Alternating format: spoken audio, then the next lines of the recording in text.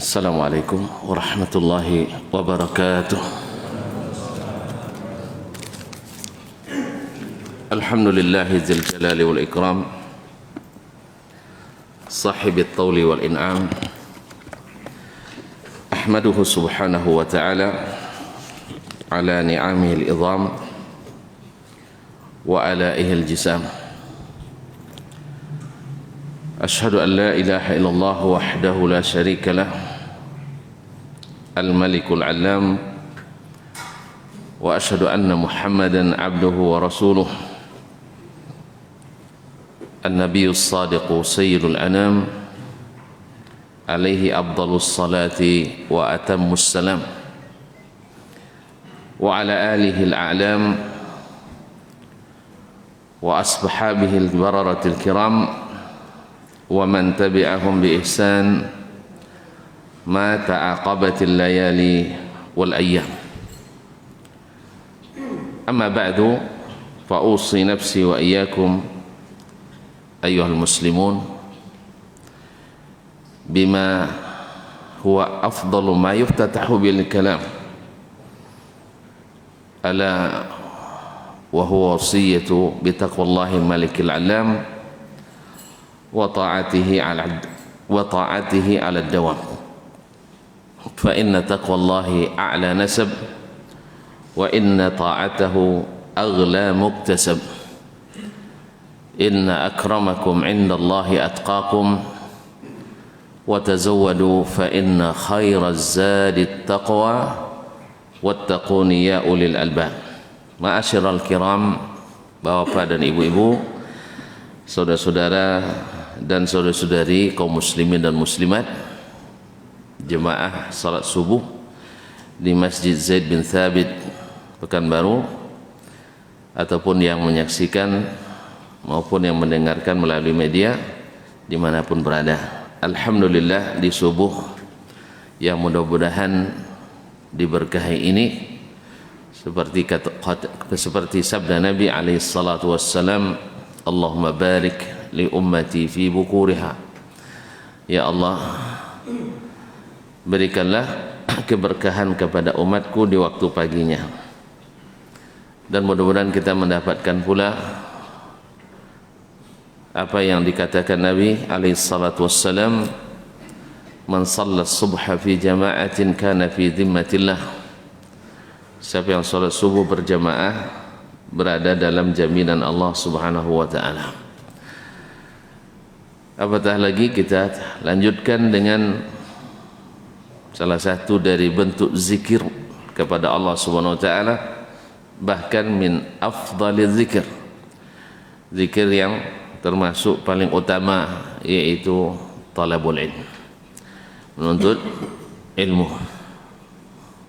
Oleh sebab itu kita sangat bersyukur pada subuh ini kita bisa sama-sama berada di sini, apalagi di subuh hari yang merupakan sayyidul ayyam, hari yang merupakan penghulunya seluruh hari, hari terbaik, yaitu di hari Jumat, di mana kita disunahkan untuk banyak-banyak bersalawat dan mengucapkan salam. Allahumma salli ala nabiyyina wa habibina Muhammad wa ala alihi wa ashabihi wa man tabi'ahum bi ihsan ila yaumil liqa'ih. Ma'asyarul kiram, bapak dan ibu kaum muslimin dan muslimat yang dirahmati Allah subhanahu wa ta'ala, kembali kita dipertemukan Allah dengan Imam Asy-Syafi'i rahimahullah melalui kitabnya Ar-Risalah. Surat Risalah kan surat nantinya, ini seolah surat dari Imam Syafi'i kepada kita. Dan surat ini berisi cinta, berisi ilmu dan berita. Mudah-mudahan Allah karuniakan kita pemahaman yang sahih apa yang ada di dalamnya dan dikuatkan mengikutinya.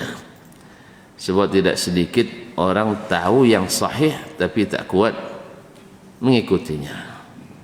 Sesungguhnya ilmu yang bermanfaat itu adalah yang melahirkan amal yang nyata sesuai dengan fakta dan ilmu yang sahih. Oleh sebab itu kita memohon kepada Allah mendapatkan ilmu dan amal. Walladzi arsala rasulahu bil huda wa dinil haqq, yaitu al-huda al-ilmu an-nafi' wa dinil haqq al-amal as-salih. Itu yang dimaksud dengan huda, hidayah itu adalah ilmu yang bermanfaat. Wa dinil haqq, agama yang hak itu adalah yang diamalkan dengan nyata, amal saleh. Semoga apa yang dimaksud dengan diutusnya Nabi alaihi salatu wassalam kita bergembira mendapatkan insyaallah taala. Amin ya rabbal alamin. Ma'asyiral kiram, kita masih dalam babu fardillah ittiba'a fi kitabih ittiba'a sunnati nabi atau sunani nabi sallallahu alaihi wasallam, yaitu Allah mewajibkan di dalam kitabnya, memfardukan. Kalimat ini dipilih oleh Imam Asy-Syafi'i, kalimat fardu bukannya sekedar wajib, karena ada sebagian mazhab membedakan antara fardu dengan wajib. Fardu lebih tinggi daripada wajib. Jadi supaya tidak ada yang mengatakan kan cuma wajib, tidak sampai fardu. Sebagaimana sering kita kan cuma sunat, tidak sampai wajib. Kan cuma makruh, tidak sampai haram. Kan cuma mubah, tidak sampai sunat dan sebagainya. Akhirnya ujung-ujungnya adalah meninggalkan perintah dan melanggar larangan. Nasallallahu as-salamata wal afiyah. Kita tidak, ya, kita bukan mengingkari ada hukum wajib, ada hukum sunat, ada hukum haram, ada hukum makruh, ada hukum mubah. Nah, ada. Cuman itu bukan jadi patokan. Bukan jadi patokan utama. Patokan utama adalah perintah dikejar, larangan dijauhi. Ya, kalau kita perintah coba dikejar, dilaksanakan, dan larangan dijauhi. Ketika tidak sanggup mengerjakan perintah, baru kita katakan baru cuma nyesal, itu bukan cuma sunat. Ya, ibaratnya kalau wajib untungnya 100 juta, sunat untungnya 50 juta. Itu mengobat hati kan cuma 50. Tidak rugi nih, untung yang ditinggalkan. Dibilang cuma 50 juta, ya macam banyak duit aja kita. Ya begitulah. Artinya wajib dengan sunat itu masya Allah, ya, tetap menguntungkan. Dan makruh dengan haram bila dikerjakan tetap merugikan. Cuman ketika kita terlanjur melakukannya, Ustaz kamu merokok kan cuma makruh, misalnya cuma makruh, kan tidak sampai haram, itu mengobati hati. Jelas enggak? Jangan dari awal saya wajib merokok, apa sebab? Karena cuma makruh. Bapak tidak setuju makruh, Pak, haram nampaknya ya. Ini mazhab yang makruh ini, Pak. Ya, mazhabnya makruh. Misalnya kan artinya itu. Jadi bukan untuk sengaja meninggalkan perintah dan bukan pula sengaja untuk melanggar larangan. Kita mengetahui hukum-hukum itu bukan untuk menyengaja meninggalkan yang halal, perintah karena alasan sunat, dan bukan pula menyengaja melanggar larangan dengan alasan cuma makruh. Jelas? Jadi cuman itu maksudnya di mengetahui hukum-hukum itu. Ketika ada yang bertanya, Ustaz saya terlanjur hobi merokok misalnya, bagi Ustaz yang mazhabnya makruh, tidak apa-apa Pak, kan cuma makruh, itu saja, terlanjur masalahnya. Tapi besok saya tidak merokok lagi, itu bagus, itu sunat, dikejar itu. Bagi yang mengatakan merokok itu makruh. Kalau haram, apa Pak bilang? Taubat kepada Allah Subhanahu wa taala. Jelas ya? Alhamdulillah. Jadi bukan menafikan hukum-hukum fikih, jangan salah paham. Kadang-kadang kita bilang dia orang-orang ngaji sunnah tu tidak paham fikih katanya. Iyalah, tidak apa-apa lah. Kalau fikih untuk meninggalkan perintah memang kita tidak paham lah. Kalau fikih untuk melanggar larangan kita memang tidak paham. Tapi kalau fikih untuk mengerjakan perintah, fikih untuk meninggalkan larangan, itu yang kita insyaallah pahami. Dan itu yang dibimbing kita oleh Imam Asy-Syafi'i rahimahullah taala, mengatakan babu fardillah fi kitabih ittiba'a sunnati nabiyhi sallallahu alaihi wasallam. Bab bagaimana Allah memfardukan dalam kitabnya untuk mengikuti sunnah-sunnah nabinya sallallahu alaihi wasallam. Jadi fardu, bukan wajib lagi. Di atas wajib bagi yang membedakan antara wajib dengan fardu. Jelas? Alhamdulillah, kalau jelas selesai. Lanjut. Kita berhenti pada alinea 240 kemarin, sekarang kita sambung dengan alinea 241. Qala rahimahullah, berkata Imam Asy-Syafi'i rahimahullah, wa hakadha sanna Rasulullah sallallahu alaihi wasallam fi kulli man imtahanahu lil iman. Demikianlah Rasulullah sallallahu alaihi wasallam menyunnahkan, mengajarkan pada setiap orang yang diuji olehnya keimanannya. Jadi ada istilah, boleh tidak menguji keimanan orang? Hah? Boleh. Kalau keislaman, ya diuji lagi kan? Dia sudah syahadatnya. Dia menguji keimanan karena iman tingkatan lebih tinggi. Maka Nabi menguji iman seseorang dengan sunnah tadi, alaihi salatu wassalam. Wa hakadha sanna Rasulullah sallallahu alaihi wasallam, demikianlah Nabi Rasulullah SAW menyunahkan untuk menguji iman orang itu dengan apakah dia bersaksi beliau sebagai Rasul atau tidak. Jelas? Sebab kalau dia tidak mengakui dia sebagai Rasul, berarti tidak mengikuti apa yang diwajibkan Allah dalam kitabnya, mengikuti sunnah Nabi mengikuti Rasulullah sallallahu alaihi wasallam. Makanya Nabi menguji dia imannya, tidak cukup dengan atashhadu an la ilaha illallah, apakah kamu bersaksi bahwa tidak ada ilah, tidak ada yang dicintai, diharap, kita tawakal kepadanya, yaitu bahasanya tidak ada Tuhan yang berhak diibadati kecuali Allah. Cukup? Nah, ini baru berkaitan dengan masalah mentauhidkan ibadah atau mentauhidkan Allah dalam ibadah, tapi kita belum mentauhidkan Nabi dalam ikutan. Kita sekarang ini subhanallah, kenapa kita terpecah belah? Kenapa kita terserak-serak? Karena ikutan kita. Kita tidak bertauhid dalam mengikut. Betul? Kita tidak bertauhid dalam mengikut. Jelas Pak? Jadi ikut juga katanya. Cuma jalannya lah lain. Itu masalahnya. Dia ikut Nabi enggak? Ikut. Kemana? Ke Bangkinang. Cuman satu, ikut jalan hah? Apa nih jalan tuh? Pekanbaru? Mungkin jalan utama. Ada yang coba jalan naik ke Kotogaro dulu, Jakarta Sakti pergi Kotogaro. Akhirnya kata orang kita terpancut di apa namanya, di Duri. Iya. Apa jalan apa namanya dari Kotogaro menuju Duri? Kotonopan? Petapahan? Nah, Petapahan sih dia lupa. Kota Batak. Masya Allah. Bapak Masya Allah perlu diapresiasi ya. Tidak bawa pula nih Pak. Tidak apa-apa uang kecil.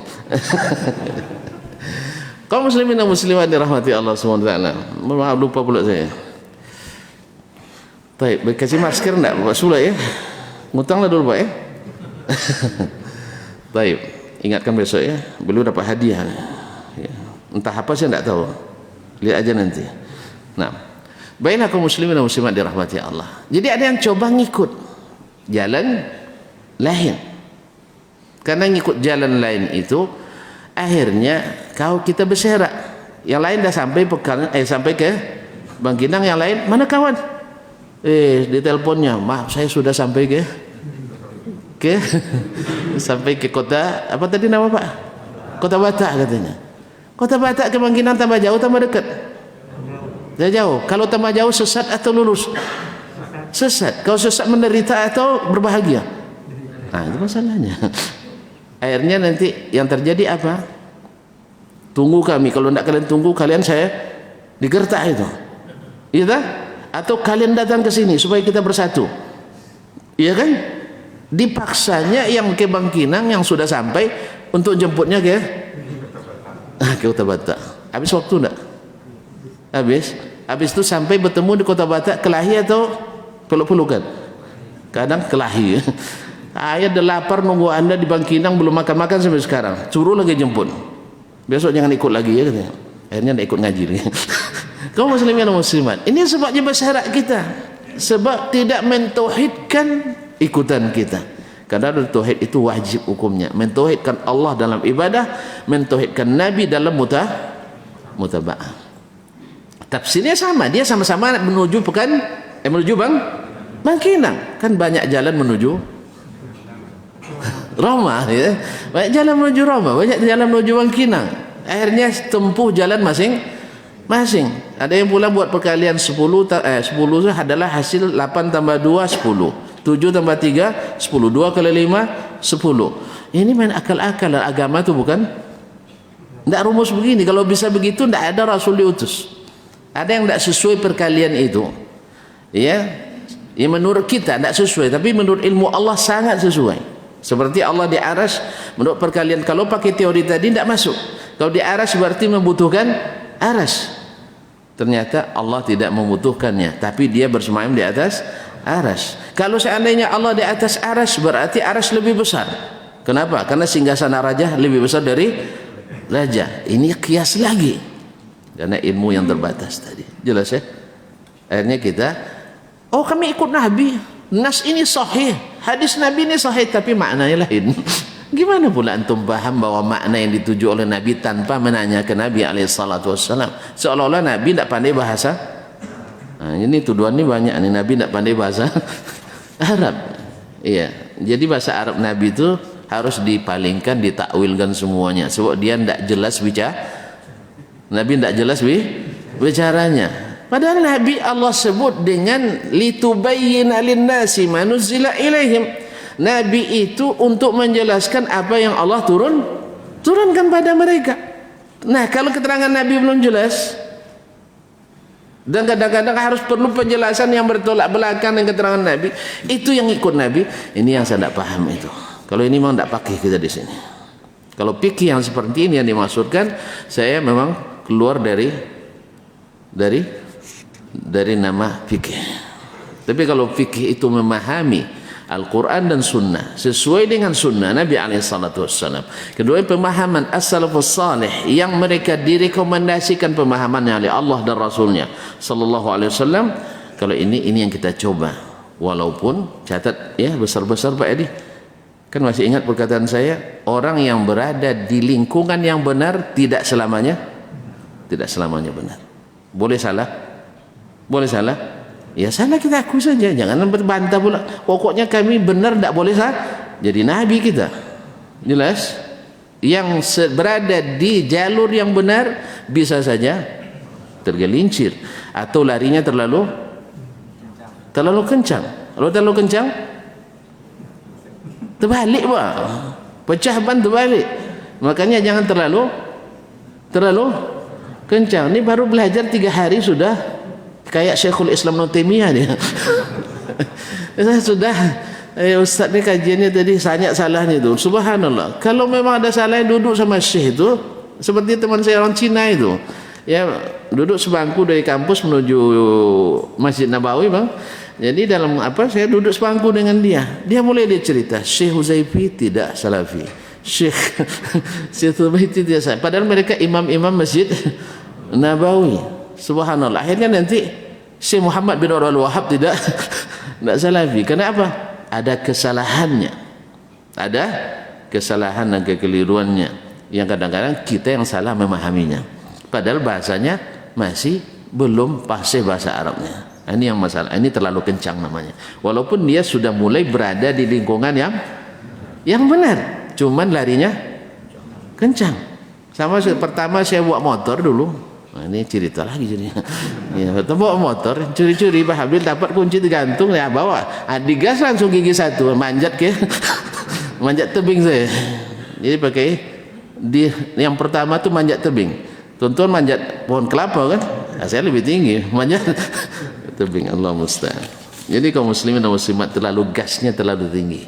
Makanya kalau walaupun berada di lingkungan yang benar, berada di jalan yang benar, berada di manhaj yang benar, tidak harus selalu benar. Sekali-kali ada salahnya. Jelas Pak ya? Anak-anak? Belum ya? Belum. Pandai boleh jawab, Masya Allah. Baik. Jadi begitulah Nabi SAW menguji orang beriman atau tidak dengan syahadatu anna Muhammadar Rasulullah. Ya, dan harus dipahami. Ini masalahnya kita mengucapkan dua kalimat ini ringan hari ini karena konsekuensinya tidak kita pahami. Kalau sudah bersaksi Muhammad Rasulullah, apa sih payahnya bagi Abu Jahal? Apa payah bagi mereka? Sebagaimana orang-orang munafik di Madinah dulu ngaku asyhadu an la ilaha illallah wa asyhadu anna Muhammadar Rasulullah. Orang munafik kenapa mengucapkan? Karena mereka tidak punya kekuatan. Abu Jahal kenapa dia tidak mau mengucapkan? Karena dia punya kekuatan. Jadi ketika orang Islam lemah, yang lahir orang-orang kafir, nampak kafirnya. Ketika umat Islam ketika umat Islam kuat, yang lahir orang-orang munafik. Maka antum lihat sendiri. Dulu orang-orang munafikin kita ada di sini. Ada di negeri kita? Ada enggak? Bisa ditangkap. Ramai. Dulu sembunyi-sembunyi ya tak? Dulu sembunyi-sembunyi. Mungkin ngajinya di hutan. Enggak tahu hutannya, hutan kayu. Enggak tahu Jakarta. Nanti pergi Jakarta tanya hutan kayu, Jakarta Timur. Ngajinya di hutan? Di hutan? Enggak ada yang pernah di Jakarta. Kesian. Ya, so sekarang payah pula ke Jakarta musim pandemi pula kan. Baik. Jadi ngajinya di hutan dulu. Di hutan, tahu hutan tak? Makanya pengurangan bersemak. Nah, ada pengajian hutan kayu waktu sekolah kuliah Libya dulu. Untung saya tidak tertarik gitu, karena ngajinya di hutan. Wah, ada di kota ke hutan pula ngaji. Akhirnya keluar. Sekarang yang ngaji-ngaji itu keluar sekarang. Sebab apa? Umat Islam lemah apa kuat Pak? Lemah apa kuat? Sangat lemah. Apa pasal? Satu sampai Kotogaro, sampai sebagian sampai Kinal, sampai sebagian sampai pula Kampar Kiri Hilir. Akhirnya jalannya sama. Saya nak tempuh jalan Kubang Raya. Akhirnya terpeleset sampai ke Kuanti Raja. Terus kemana? Lipat Simalinyang, lipat kain, terus sampai nanti ke Kuansing dia. Cepat sampai. Akhirnya terpaksa minta belok Payakumbuh sana. Baru balik lagi ke Bang Kinang. Lambat. Jelas tuan? Padahal sudah jelaskan kalau nak ke Bangkinang, komandan kita kan jelaskan. Jelas kan? Nih komandan kita, Bangkinang jalan ini berapa? 55 km. Alhamdulillah sebagian sudah ada highway-nya. Tentu highway-nya Pak, Bahasa Morajale itu. Iya. Baru belum separuh Bang, baru sepertiga lah. Insyaallah mudah-mudahan 2021 nih semoga Allah berikan taufik, mudah-mudahan sampai ke danau nanti ya. Dan mulai pula di Bangkinang. Insyaallah taala. Dulu 2 jam ke Bangkinang, sekarang 1 jam dah. Enggak, 1 jam setengah sekarang. Besok insyaallah 2 jam. 1 jam. Tapi kalau bapak lewat, salah lewat mau ke Bang Raya padahal sudah disuruh di sini, enggak mau. Alasannya apa? Sini macet katanya. Padahal tidak macet tiap hari. Jadi oleh itu kaum muslimin muslim mengikut Nabi SAW menyelamatkan kita. Maka konsekuensinya adalah mengikut Nabi dalam hal besar dan kecil. Kecuali tonton berhalangan. Maaf Ustaz, saya belum sarapan dan tidak kuat jalan. Sarapanlah dulu, tapi jangan rubah jalan. Ini gara-gara nggak kuat jalan, ambil jalan lain. Itu yang keliru. Silakan aja. Makan dulu, berhenti. Tidak apa, paling terlambat setengah jam. Masih bisa tunggu tak? Tapi kalau udah kesasar ke Kotogaro 2 jam, kadang tidak pandai juga lagi pulang lagi. Pasalnya orangnya bukan orang asli sini, datang dari Aceh Utara kadang. Ya tak? Akhirnya terpaksa jemput ke sana, berapa biaya yang harus dihabiskan, berapa waktu yang harus dihilangkan. Ada berapa tenaga, kadang berkelahi pula. Gara-gara kami tidak jadi acara. Akhirnya acara diundur 2 hari, 1 hari untuk mendamaikan yang berkelahi, 1 hari untuk menyusun kembali skedulnya.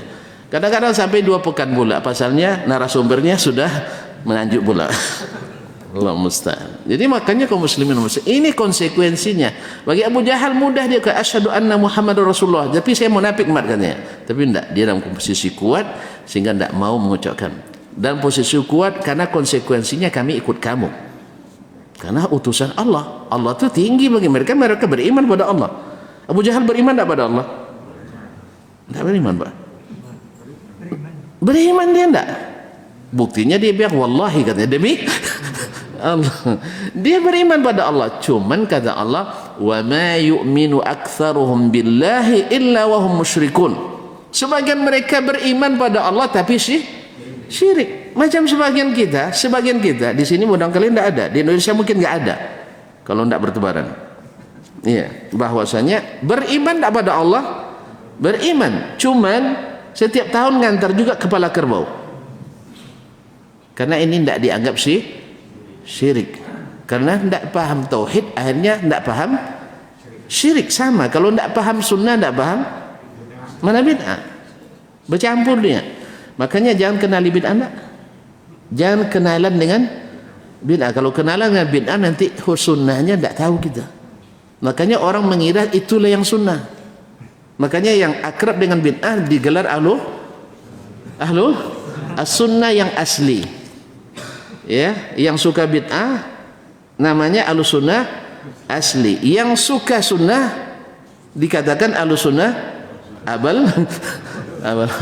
Kan lucu kan? Karena saya geli, saya kadang mengatakan nengoknya orang yang mengikuti sunnah dari yang kecil sampai besar, ya, bahkan sampai pula tadi gasnya terlalu tinggi kadang kan, itu dikatakan ini ahli sunnah palsu. Yang setiap hari mempreteli sunnah, meninggalkan sunnah dari keyakinan sampai ibadahnya dianggap asli. Memang promosi ini berbahaya kaum muslimin. Ya, promosi. Makanya kadang-kadang promosi ini menyesatkan. Ya, kalau marketingnya luar biasa, Pak. Ini lebih hebat yang asli nih Pak katanya. Iya, murah lagi. Bapak beli yang asli 25 juta Pak, ini 2.500.000. Yang asli tahan 2 tahun Pak, seperempatnya payah harus inden. Kalau di sini seperempatnya tersedia. 25 juta mahal, 2,5 juta murah. Akhirnya beli yang 2,5 juta, toh tahannya juga sama katanya, hasilnya juga sama. Alhamdulillah 2 bulan rusak. Akhirnya pesan underdealnya inden juga. Allah musta'an. Jangan tertipu dengan promosi. Maka di situ kita perlu selalu berilmu. Mohon maaf. Itulah masalahnya, saya selalu panjang-panjang saya. Gimana cara merubahnya nih? Dan tuan-tuan nampaknya senang pula. Itu masalahnya. Baik. Qala rahimahullah. Beliau ingin buktikan beginilah metodenya ulama setelah atau sebelum, setelah dan sebelum membuat suatu statement ilmu, mereka harus punya khabar dan riwayat dalil. Imam Syafi'i ketika mengatakan beginilah Nabi sallallahu alaihi wasallam selalu bertanya, menguji iman seseorang dengan 2 syahadat ini. Kalau tidak lengkap duanya, tidak berarti tidak beriman. Lalu dia beritakan, akhbarana Malik, telah mengabarkan kepada kami Malik. Ini sama ustaz sebut nama jadi. Kan Malik kan ustaznya Imam Syafi'i. Coba tuan-tuan, telah mengabarkan kepada kami Dasman, kurang enak rasanya. Ini urf, jagalah, tidak masalah ya. Ya, kalau di urf Arab dalam menceritakan bukan memanggil, menyebut nama itu tidak aib. Makanya alasan sebagian orang menambahkan Sayyidina dalam salat itu, ya rasanya nggak enak. Itu perasaan. Kalau di dalam bahasa Arab tidak ada masalah. Buktinya awak nyebut nama Allah sembarangan aja, Allah katanya. Dipanggil ya Allah gitu ya. Kan ada yang bilang ya Sayyidunallah, wahai Sayyid kami Allah. Tidak ada. Jadi jangan main perasaan beragama tuh, nanti salah rasa, akhirnya kaya rasa. Nah, kaum muslimin dan muslimat. Jadi agama itu tidak dengan perasaan. Banyak yang sesat gara-gara perasaan. Jadi oleh sebab itu, kalau memang karena perasaan gak enak, harusnya kita lebih gak enak lagi bilang sama Allah, sebut nama. Lebih tidak enak lagi sama orang tua. Semalam kami baca hadis, yaitu Urwah bin Zubair meriwayatkan hadis dari ibunya. Dia bilang, akhbaratni Asma bintu Abi Bakar. Mak dia sendiri bilang Asma binti Abi Bakar gitu.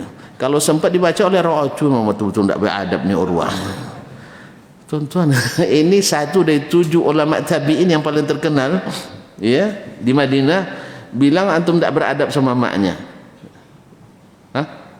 Jadi bukan adab itu ada yang sifatnya syar'i, ada pun yang sifatnya urfi. Dalam uruf mereka itu tidak masalah. Tapi dalam uruf kita harus sebut Ustaz Dasman. Kalau tidak dicatat nanti antum dah mulai ya dah mulai tak hormat sama ustaz ini. Itu perasaan kita mau, dan itu tidak masalah, bagus itu. Kalau orang Arab biasa panggil sama suaminya, misalnya Fatimah nikah dengan Dasman, dia biasa manggil ya Dasman, biasa, itu tidak ada masalah. Tapi kalau kita dan caregonya kan ya bilang tidak harus panggil abang, udah kan gitu ya, enggak abang, mas, kakang, aa dan sebagainya. Itu uruf yang bagus juga, tidak ada masalah, jelas. Tapi biasanya yang lebih tinggi bagi mereka itu adalah memanggil dengan panggilan ya Habibi, atau ya Aba Abdurrahman, ya Abu Ahmad. Demikian juga manggil istrinya. Tapi kalau panggil nama, ya ada hal kadang-kadang panggil nama. Kalau orang kita dulu sebut nama ayah, salah sebut harus digigit lidah sampai hampir putus pula. Itu orang tua kita dulu ngajar kita beradab pada orang tua, dan itu bagus insyaallah, tidak ada masalah. Karena al-a'raf muhakkama, al-adat muhakkama, dan ini tidak ada aturan khususnya dari syariat insyaallah taala.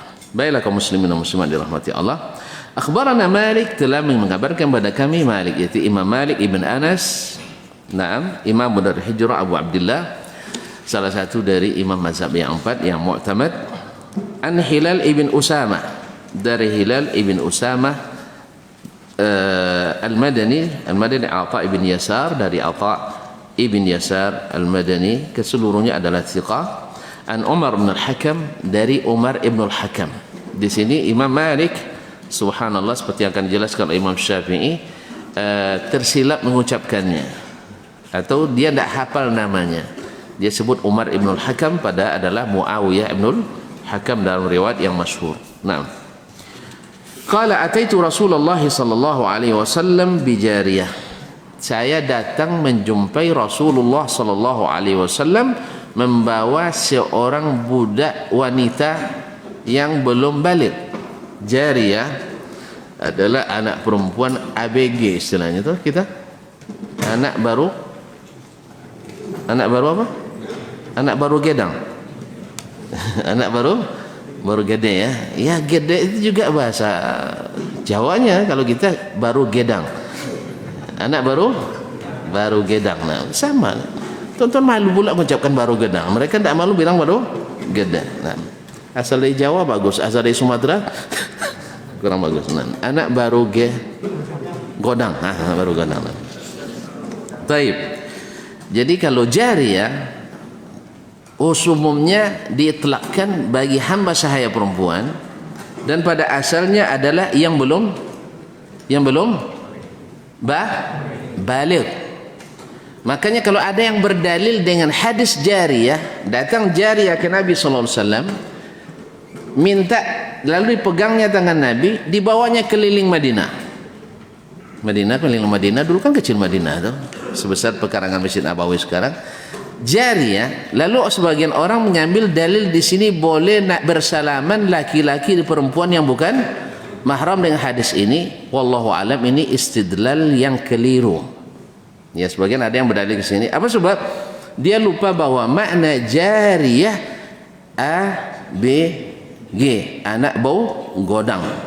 Anak bau godang artinya belum balik. Kalau belum balik, boleh dia? Boleh pegang tangannya? Boleh digandeng, cium aja boleh kok, gendong aja boleh, ya tak? Tidak boleh pak. Ya tapi kalau berbahaya jangan pak. Nah, kalau berbahaya jangan. Artinya dicium boleh, dipegang boleh, digendong boleh, dipangku boleh, iya tak? Boleh kan? Anak yang belum balik. Tapi kalau tuan-tuan yang termasuk yang ada kelainan, jangan. Nah, ini maksudnya yang normal, normal. Karena belum rata-rata belum ada syahwat pada anak yang belum balik. Tapi yang punya kelainan enggak, sama bayi aja dia ma'udzubillah. Iya Pak, masih ingat Robo Gede? Enggak tahu. Alhamdulillah. Enggak baca berita Pak itu masalah. Iya. Alhamdulillah. Kalau baca berita ini bikin susah kita. Pencurian, pemerkosaan, penjambretan, perkelahian, na'udzubillah. Enggak usah baca berita ya. Kalau baca berita, innalillahi wa inna, karena ini satu-satunya yang paling valid beritanya. Ya, kebanyakan koran itu yang paling valid beritanya innalillahi wa inna ilaihi rajiun. Selebihnya banyak apa namanya hoaxnya, banyak bumbunya minimal. Ya korupsi 1 juta dibilangnya 1 miliar misalnya, na'udzubillah.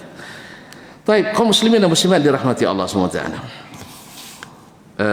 Jadi jariyah tadi adalah yang belum balik, maka Nabi bawa dia.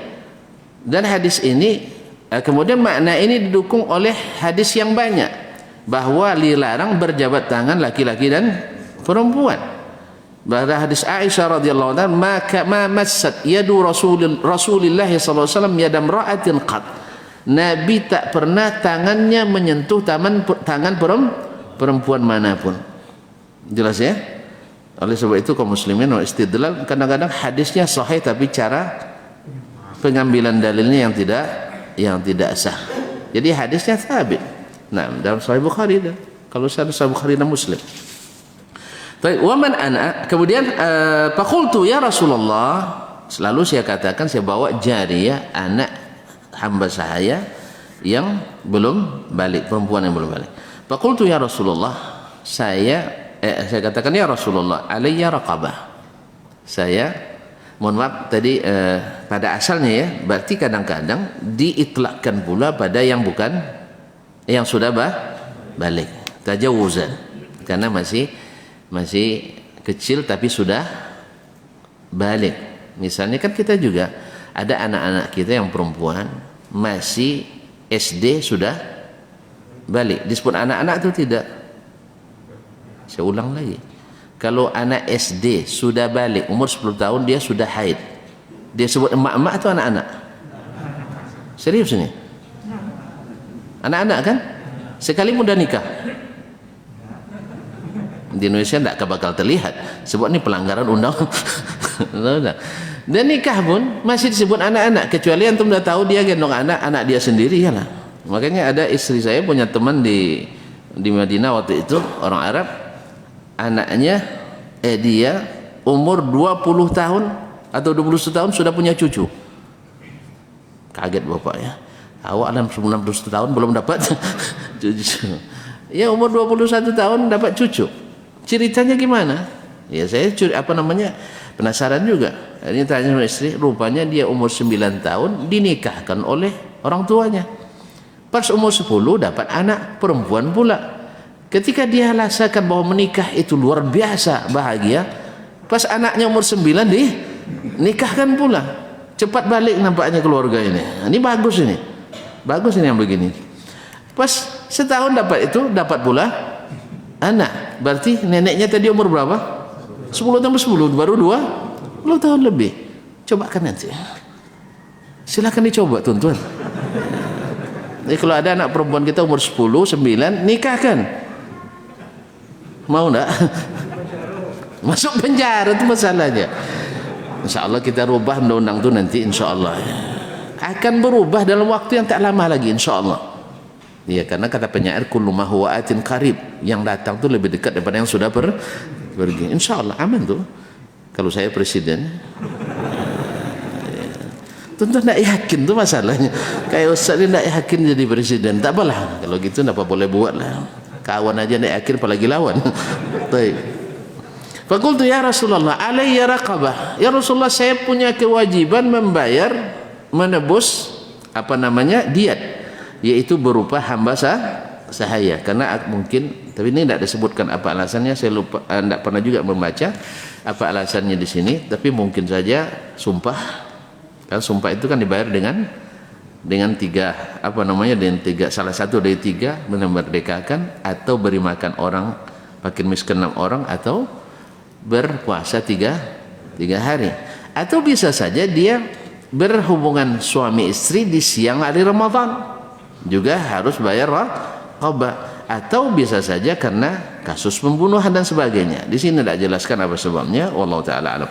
Jadi saya punya kewajiban membayar kafarah raqabah, yaitu hamba sahaya. Afa'utiquha, ini anak kecil, anak perempuan ini, hamba saya perempuan ini cukup tidak sebagai, artinya kalau saya merdekakan dia, lunas tidak utang saya, utang syar'i ini kepada agama?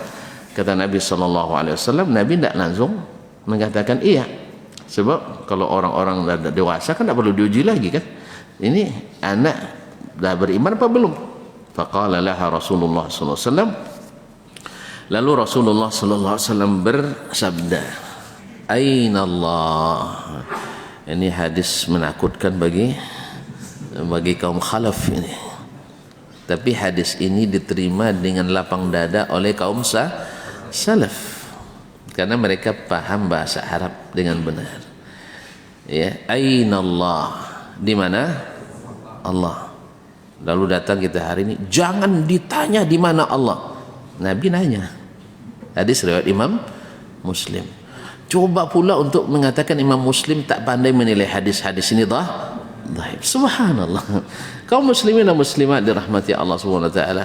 Ini aina Allah, di mana Allah itu sudah masyhur di kalangan as-salaf dan banyak dalam riwayat yang sahih. Dan Allah sesuai dengan Al-Qur'anul Karim, sesuai dengan tunjuk kita yang mengingkari Allah di mana. Jangan tunjuk Allah ya di mana katanya. Pas bicara, tawakal pada Allah. Tapi jangan ditunjuk gigitnya. Ya, dulu kalau lewat di depan kuburan jangan tunjuk ya. Kalau gigit, kalau tertunjuk kuburan gigit sampai lokam. Tahu lokam? Enggak tahu tuan-tuan. Tolong terjemahkan Pak Edi. Hah? Berbekas itu enggak bahasa khusus Pak. Diiris berbekas juga, dipukul berbekas juga, gigit sampai lekam. Ada terjemahannya bahasa Indonesia? Enggak ada, masukkan kamus ini. Iya ada, sudah masuk dalam KBMI itu, kamus besar kamus KBMI, kamus besar KBBI ya, kamus besar bahasa Indonesia. Lekam, cari nanti ya, bab lekam. Tonton aja yang terlambat buka kamusnya, cek gitu di Google, lekam. Ya, enggak ada bahasa Indonesianya, berbekas enggak pas. Nah, sampai luka enggak juga, memang enggak boleh luka, gigit tangan. Jadi setiap tunjuk nanti terserah yang di atas. Tidak pernah orang mengatakan itu ketentuan yang di mana-mana, nggak ada.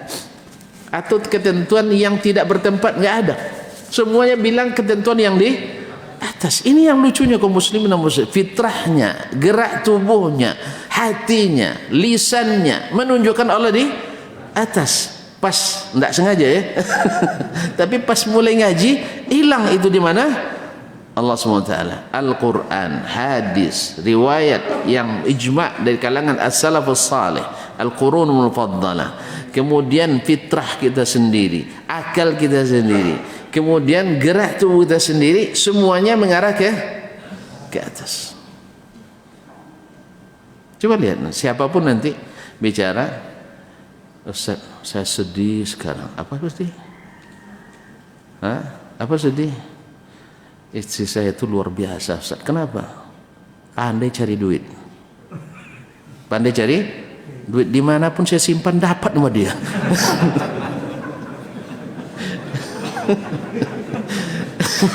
Dimanapun saya simpan dapat sama dia.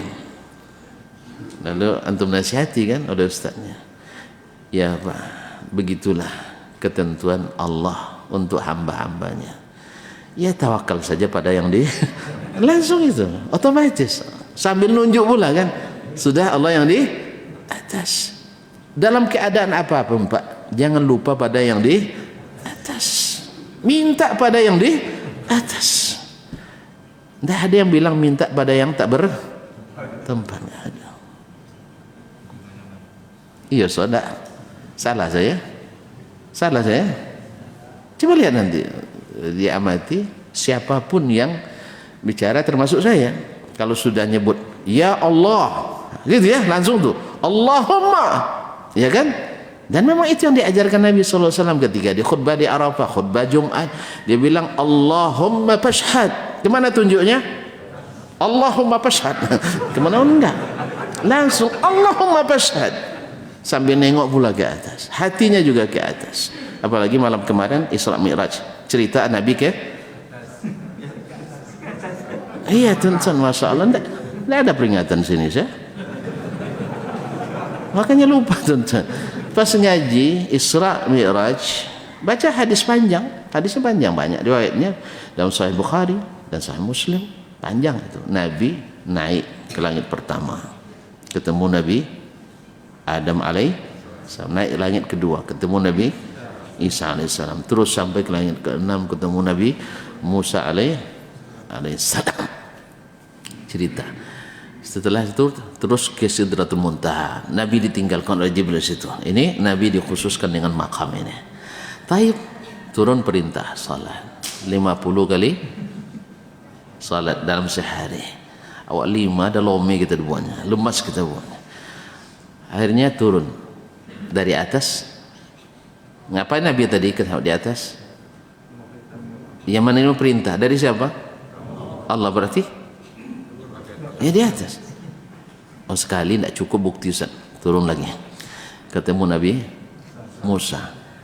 Nanya, Musa memang kritis, kita belajar dari Bani Israel. Bani Israel itu kritis, makanya hari ini orang-orang Bani Israel itu suka meneliti, walaupun penelitiannya banyak yang merusak, jelas Ustaz. Kalau menurut indeks dunia, seluruh penelitian negara Arab Timur Tengah sebanding dengan penelitian bangsa Yahudi. Jadi awak termasuk bangsa, tapi jangan enggak gembira pula. Orang Arab itu penyogan, orang Arab pemalas. Rupanya UNDP buat data pula, bangsa paling pemalas di dunia adalah ya, orang kita kan sudah mendapat data itu, ternyata orang Arab itu pemalas ya katanya. Lupa dia. Dia nunjuk ke satu dengan jari satu, 3 nunjuk dirinya sendiri. Jadi orang Arab pemalas. Di mana kau dapat? Karena penelitian orang Yahudi sama dengan penelitian seluruh negara Arab Timur Tengah. Itu buktinya orang Arab pemalas. Maka tidak boleh kita ikut orang Arab lagi, kadrun. Lalu kita lihat lagi, ternyata bangsa paling pemalas di dunia adalah bangsa ini. Kata entah benar dan tidak, tolong diteliti lagi tuan-tuan. Iya, Pak Gus Dur kan pernah bilang ketika menyebutkan karakter bangsa-bangsa, apa katanya? Jepun banyak kerja, sedikit bicara. Cina banyak bicara, banyak kerja. Disebut macam-macam. Habis itu tanya semua wartawan, terus orang Indonesia gimana Gus? Indonesia lebih unik lagi katanya. Indonesia lebih unik lagi. Ya, orang Indonesia itu hebat. Lain yang dibicarakan, lain yang dikerjakan. Lain yang bicarakan, lain yang dikerjakan. Makanya kita ini subhanallah, bukan sulit maju lagi, tidak akan maju kalau masih begini. Bukan sulit maju lagi, takkan maju. Apalagi kalau nak naik harus pijak kawan. Kapan pula akan majunya nih? Dia bilang sama kawan kita, selama masih panjat pinang favorit kita, di sini selama panjat pinang masih favorit kita di perayaan-perayaan besar, kita tak akan maju. Rubah panjat pinang tuh, jangan lagi ke atas, ke sungai. Ya, jadi memang kompetisi yang fair, jujur ya, tidak menyusahkan orang. Jadi kayak apa? Masing-masing naik di atas batang pinang yang sudah dikasih oli itu kan. Siapa yang berani sampai ke ujung, dia pemenang. Insya Allah tidak akan ada yang sampai kayaknya. Cuman pas jatuh kan aman kan? Pas jatuh insya Allah aman, kecuali dia terantuk dengan batang pinang itu. Ini enggak, nak naik jatuh pijak kawan. Semakin semakin ke bawah semakin terpijak. Maka akhirnya di Indonesia ini semakin rakyat kecil kita semakin terpijak karena filosofis panjat pinang. Ceritanya panjat pinang padahal panjat orang.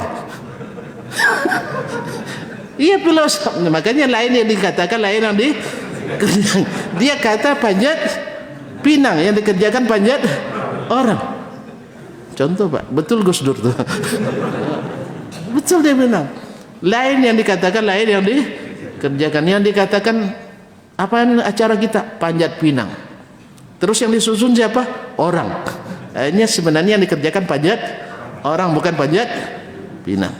Jelas? Nah, kita rubah ya. Jangan pandai mencemooh orang. Memang orang yang paling sedikit karyanya biasanya paling berprestasi dalam mencemooh. Asli. Yang paling tidak berkarya paling suka mencemooh. Sebab apa? Dia tidak punya karya, akhirnya diruntuhkan karya orang. Itu pandainya juga mencemooh. Maka coba buat penelitian. Ini bagus juga nih para peneliti di bidang sosial, silakan, atau di bidang psikologis. Orang yang suka mencemooh biasanya kurang prestasi. Orang banyak prestasi, paham dia nilai sebuah prestasi. Sampai keluar dalam pepatah Arab, la ya'riful fadla li zawil fadli illa zawil fadli. Tak akan mengerti kelebihan orang yang punya kelebihan kecuali orang yang memang punya kelebihan. Jadi tuan-tuan kalau tengok orang nanti sukanya mencemooh orang, pada umumnya tidak punya karya kecuali pencitraan. Pencitraan. Jelas? Cukup? Belum selesai hadisnya. Nah, lalu katanya aina Allah, di mana Allah. Imam Syafi'i sendiri berhujjah dengan hadis ini dan tidak mempermasalahkan di mana Allah SWT, karena sudah ma'ruf. Allah sudah jawab sendiri ketika ditanya aina Allah, fis sama. Bukan ayat wa isa sa'alaka ibadi anni fa inni qarib, apabila hambaku bertanya tentangku maka katakan aku dekat. Tidak ada masalah, dia dekat kepada hambanya. Awak yang jauh. Kan setiap, makanya dipahami uslub bahasa Arab itu dengan bahasa Arab. Dia bilang dekat. Ya betul dekat. Apa sebab? Kemudian dekat itu ada dekat zat dan ada dekat ma'iyah, kebersamaan. Kaum muslimin dan muslimat, matahari ke kita dekat tak?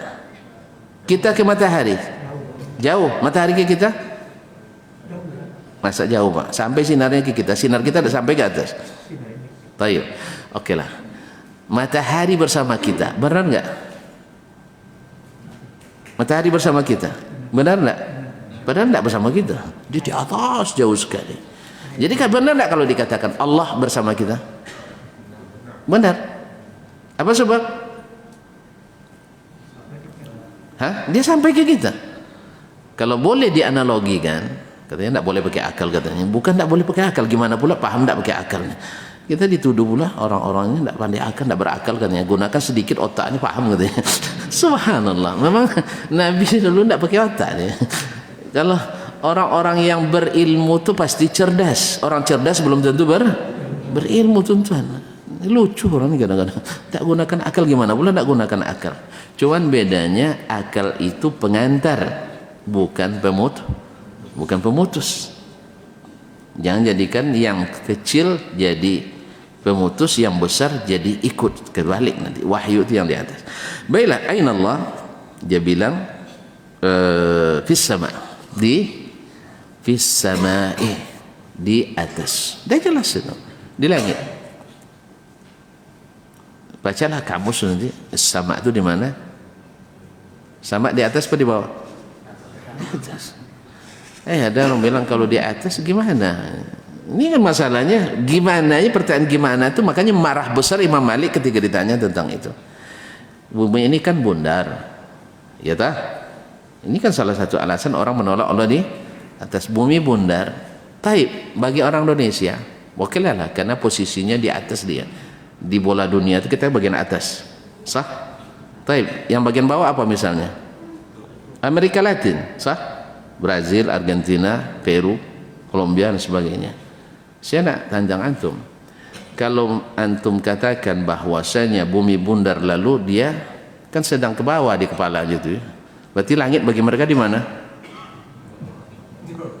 Di bawah ya, iya toh? Nah, siapa yang kenal dengan Messi?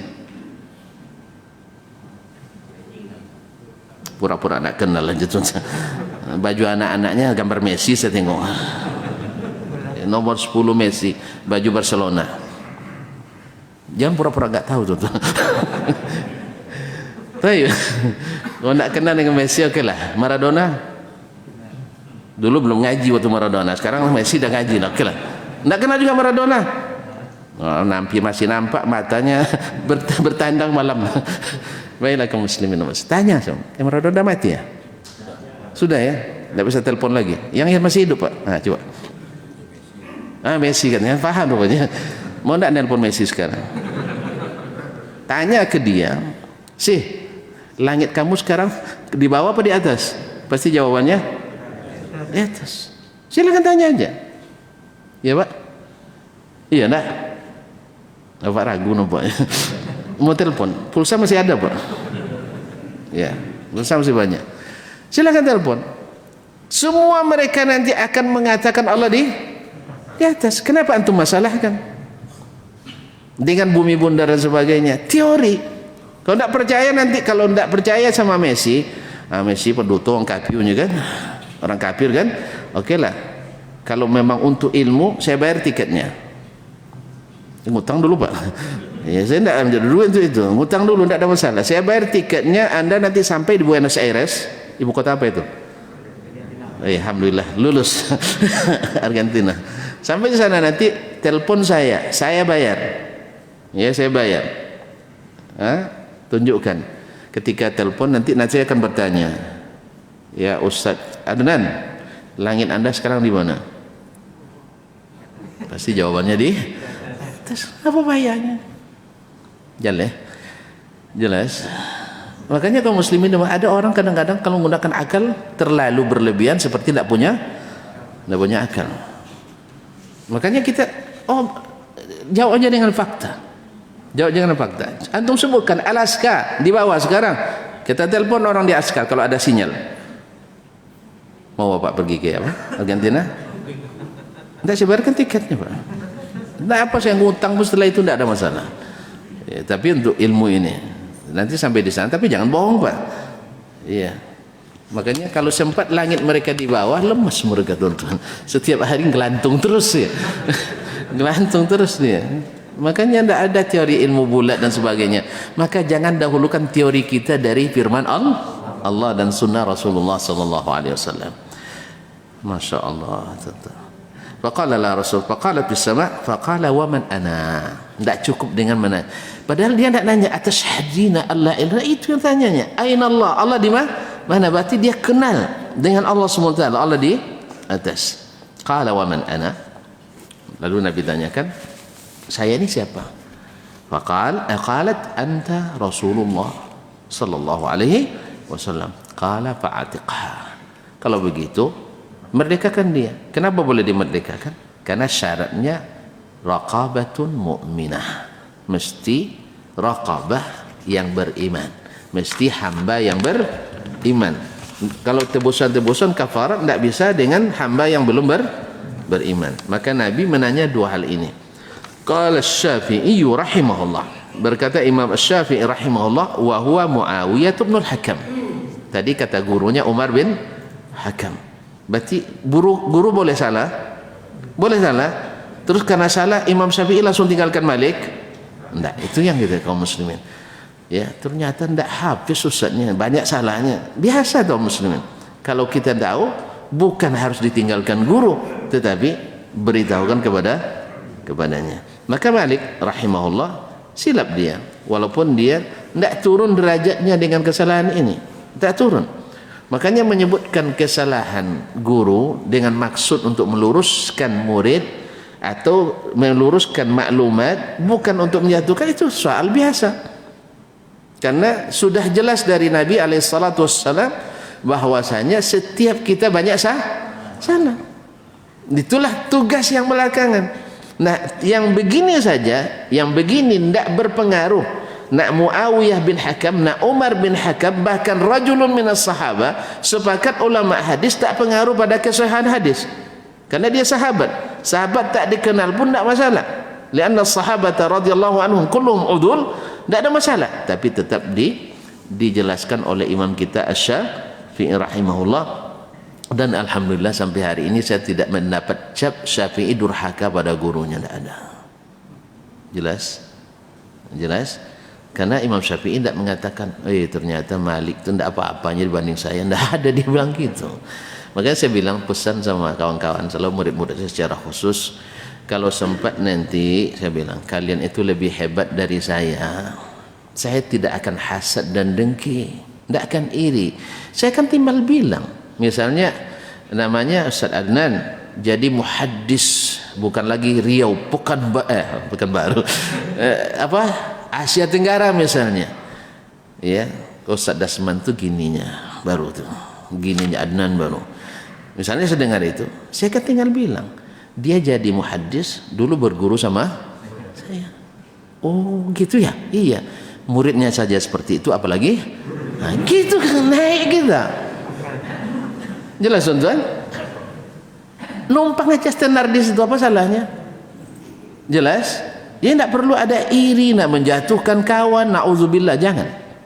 Rusak hati kita, rusak pergaulan, rusak ukhuwah kita. Jelas? Atau misalnya teman sejawat saya, misalnya dia lebih banyak produktif, menulis, produktif, berdakwah, lebih hebat. Tinggal saya bilang aja, dulu saya sering makan dengan dia di Madinah, dia selalu yang bayar. Ada masalah? Dah sering makan dengan dia. Coba tuan-tuan, pernah sekali makan saja sama Pak Presiden hafizahullah, bangga enggak? Terangkan enggak? Wih, ternyata dia pernah makan sama Pak Presiden. Gitu aja selesai. Maka hati selamat, kawan kita selamat, agama kita selamat, ukhuwah kita selamat. Jelas tuan-tuan? Jelas? Kalau sempat nanti saya lebih duluan masuk surga misalnya, ya, bilang sama Allah, ya Allah, itu dulu kami sama-sama dengan beliau, kalau bukan kami yang angkat kasih kesempatan, tidak pernah dia ceramah di sini gitu. Bilang aja gitu. Allah Maha tahu kan? Allah Maha tahu. Minta amal soleh kita, memberikan kesempatan untuk majelis ilmu, itu ke amal soleh luar biasa. Tapi menghalang ngaji amal taleh. Jadi ketika itu kaum muslimin, mungkin itu menjadi syafaat bagi kita. Jadi di dunia dan akhirat berguna, daripada kita sibuk mencari kelemahan orang yang notabene adalah murid kita, atau guru kita, atau sejawat kita, atau orang kampung kita, atau satu alma mater dengan kita, dan sebagainya. Jelas? Ibarat jualan, rapikan jualan masing-masing. Jangan sibuk merusak jualan orang, karena yang enak itu walaupun dirusak dikejar orang juga kok. Saya lihat banyak rumah makan terserondok, tidak tahu juga ya, tidak di tempat ramai, tidak di tempat ramai, tapi orang tetap ramai, dicari karena enaknya, bukan karena fasilitas dibuat di mall tapi orang tidak ada masuk, ya, dibuat di tempat yang besar tapi orang tak ada, ya Pak. Ini terpaksa banting harga. Banting harga biar ramai orang, banting harga. Kau tahu banting harga? Hah? Ya pandai-pandailah. Kalau harganya harusnya 1 juta dikasih 200.000. Seharusnya sunnahnya begini, dibuat sunnah yang lain. Itu jadi murah dia, Allah musta'an. Baik, jadi Imam Syafi'i tidak merendahkan guru tapi meluruskan kekeliruan gurunya dan tak merusak reputasi Imam Malik dan tak merusak reputasi Imam Asy-Syafi'i rahimahullah. Wa kadzalika rawahu ghairu Malik. Demikian juga selain Malik mereka demikian hadis. Wa adhunnu Malikan lam yahfaz ismahu. Saya kira Imam Malik itu tak hafal nama sahabat tadi sehingga dia bilang Umar. Saya pikir dia bilang adhunnu, tidak pastikan juga. Karena begitulah adabnya pada gurunya.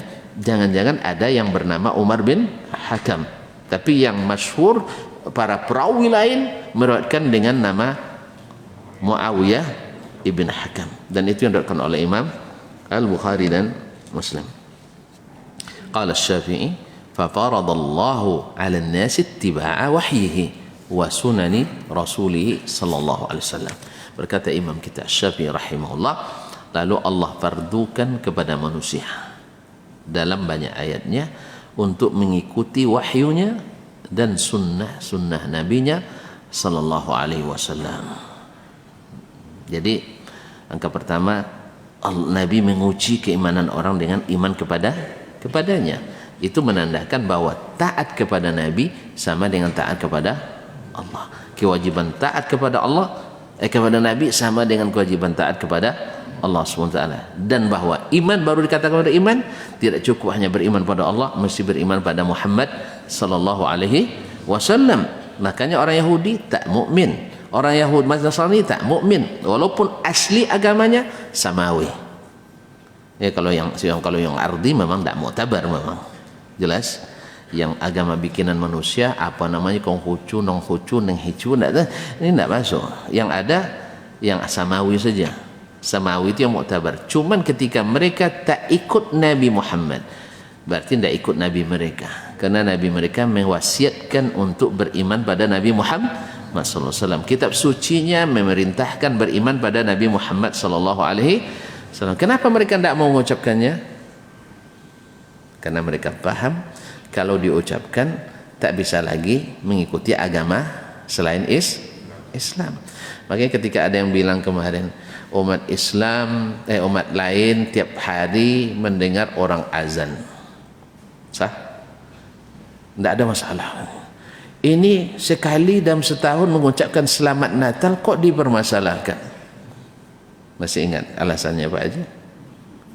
Kita bilang yang azan itu umat Islam, bukan orang Nasrani, bukan orang Yahudi, bukan Konghucu.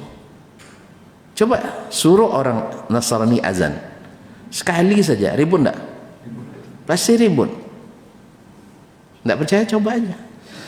Suruh azan di hari Ahad nanti, azan di gereja, keluarkan suaranya keluar. Ribut enggak orang Nasrani itu? Ribut enggak? Ribut. Termasuk yang ngomong tadi ribut juga nanti.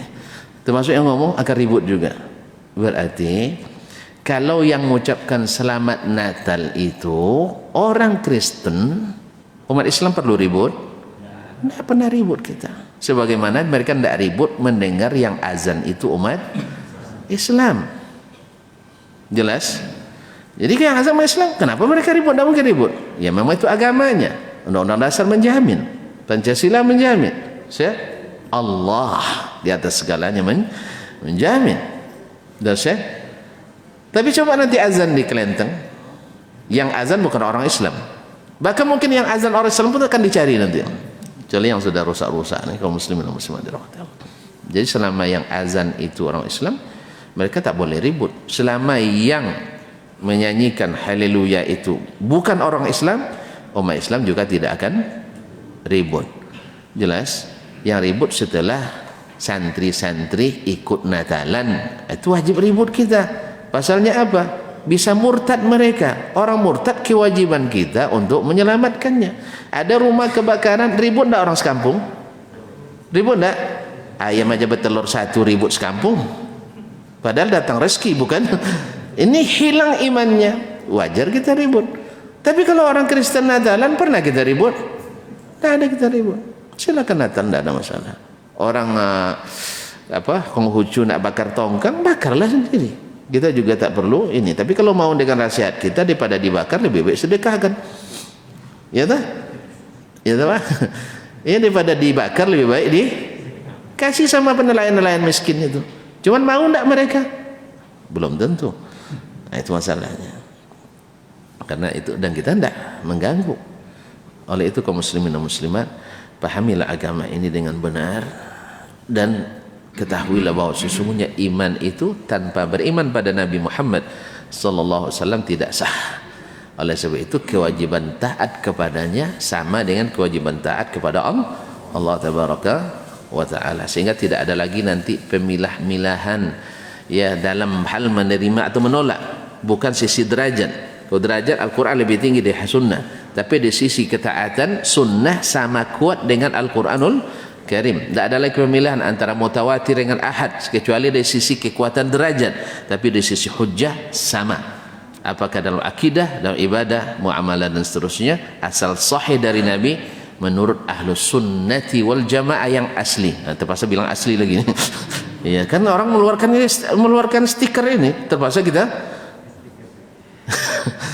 keluarkan bahwa menurut ahli sunnati wal jamaah yang asli adalah menjadikan sunnah sebagai hujjah seperti Al-Quranul Karim. Sudah jelas Pak dia? Nah, kalau sekarang udah ganggu. Kalau gitu kita selesai sampai di sini. Mudah-mudahan kita sambung kembali pada pertemuan yang akan datang. Ya banyak masukan, Ustaz jangan terlalu panjang menerangkan. Tapi saya lihat semuanya tenang juga. Sama dulu ketika nak mulai baca risalah ini, banyak masukan kepada saya. Itu sulit bahasanya. Masa dibaca ke depan orang awam. Saya pun beralasan menurut yang saya ketahui dulu juga dibaca di masjid, tak ada halangan. Ini orang-orang berilmu saja yang boleh dengar, yang awam silakan mundur. Tak. Sebagaimana dulu majelis hadis Nabi SAW di masa Imam Ahmad, puluhan ribu orang yang hadir, 2/3 tidak meriwayatkan hadis, tapi mereka ingin mengambil faedah dari kitab tersebut.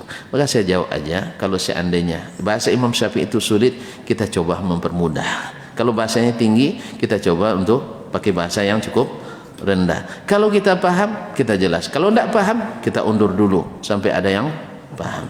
Kalau tersalah, kita minta maaf kepada Imam Syafi'i nanti, minta maaf kepada Allah Subhanahu wa Ta'ala, dan kalau ada yang meluruskan, ahlan wa sahlan wa marhaban, kita terima.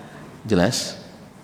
Dan tujuan kita tidak lain dan tidak bukan adalah mengembalikan kita, kemudian umat kita, kepada imam ini dengan kembali yang sebenar-benarnya, bukan hanya sekedar casing bahwa mazhabnya Syafi'i, tetapi tak pernah membaca kitab Imam Syafi'i sampai selesai. Kalau baca mungkin lebih banyak dari Syafi'iyahnya, kata mazhab Syafi'i, tapi melanggar fatwa-fatwa Imam Syafi'i yang didukung dengan dalil. Lebih memilih fatwa-fatwa Syafi'iyah yang banyak didukung dengan tidak ada dalil. Allah musta'an. Baiklah, sampai di sini dulu, kita jumpa kembali pada pertemuan yang akan datang. Semoga Allah merahmati kita semua dan memberkahi waktu kita ini dan menerima sebagai amal yang menambah kebaikan kita di dunia dan di akhirat. Amin ya rabbal alamin. Terima kasih dan mohon maaf. Subhanakallahumma bihamdik, asyhadu an la ilaha illa ant, astaghfiruka wa atubu ilaik. Wassalamualaikum warahmatullahi wabarakatuh.